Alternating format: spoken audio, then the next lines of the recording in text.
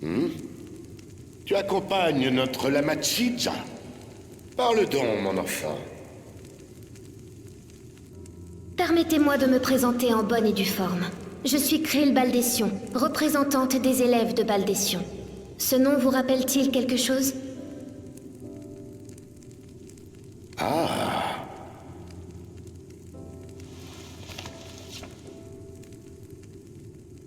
J'ai en ma possession une missive que vous avez envoyée autrefois à notre organisation.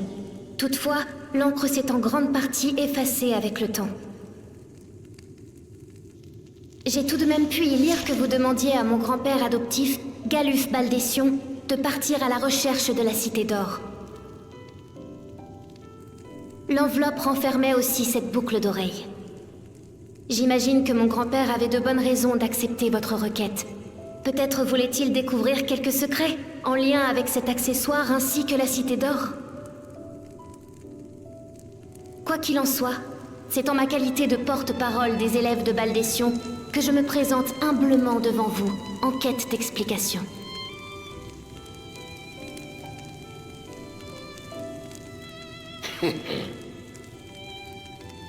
Navré, Ja. Nous ne pouvons rien te dire pour l'instant. Nous avons exigé que les prétendants au trône découvrent cette même Cité d'Or. Te révéler quoi que ce soit maintenant compromettrait l'équité du rite.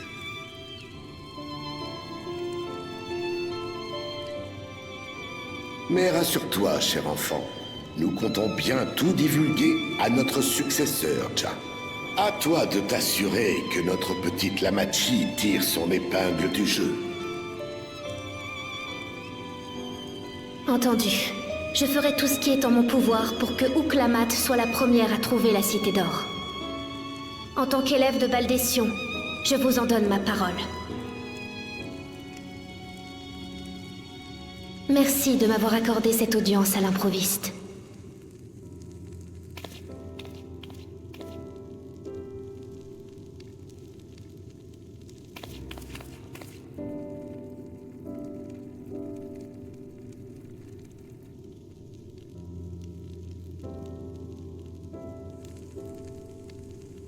Elle n'était qu'un poupon quand tu l'as recueillie, Ja. Ils grandissent si vite. Pas vrai, Galuf?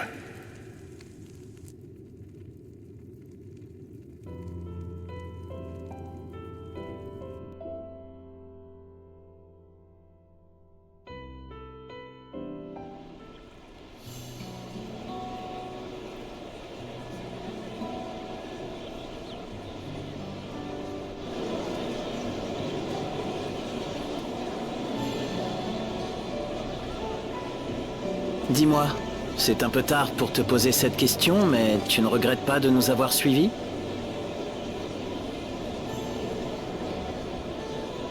Je veux dire, Ouklamat a tendance à aller un peu vite en besogne.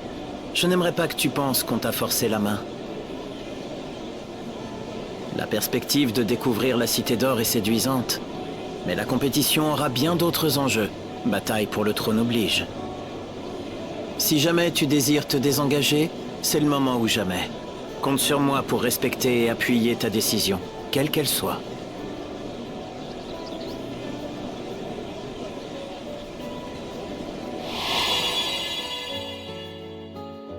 Reprendre sans cesse sa route, jour après jour.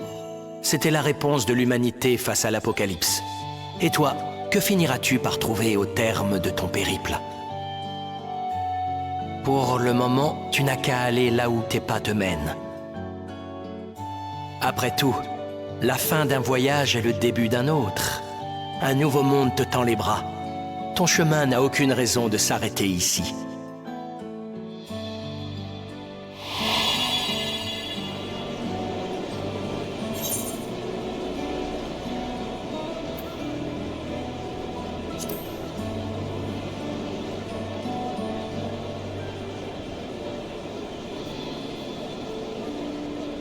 On dirait que mes doutes étaient infondés.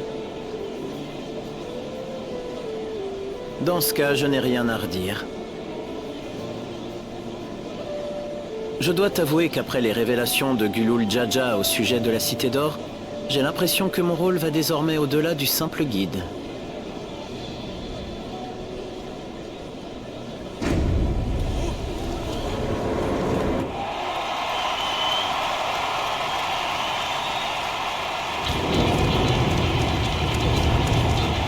Ah, c'est bien lui! Zora Alja! Quelle présence! J'en ai le souffle coupé. Il aurait déjà détrôné son père en tant que guerrier le plus puissant du Tuli Yodal.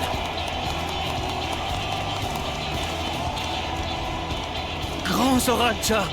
En raison d'une vague de froid anormale, nos récoltes ont été très mauvaises cette saison. Nos enfants crient famine. Lorsque vous serez roi, aurez-vous la bonté d'accorder plus de terres cultivables à notre peuple? Sarelja. N'ayez crainte, Jah.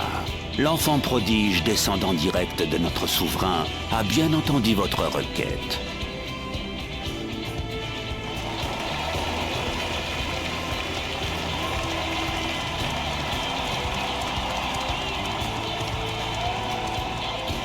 Comme vous le savez déjà, Zora Alja est l'aîné de la famille royale.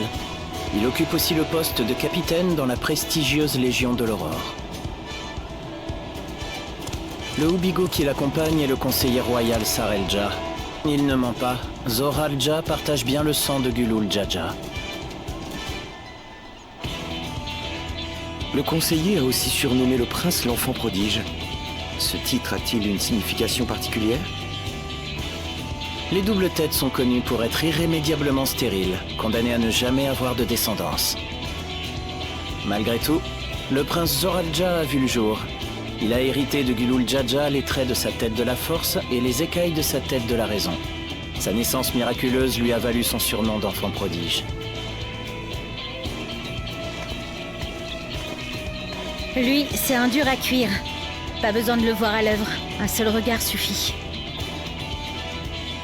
Son aptitude au combat rivalise avec celle de notre souverain. Certains disent même que l'élève a d'ores et déjà dépassé le maître. Fort de sa supériorité martiale, le prince Zora Alja entend mener une campagne d'annexion de territoires à l'étranger.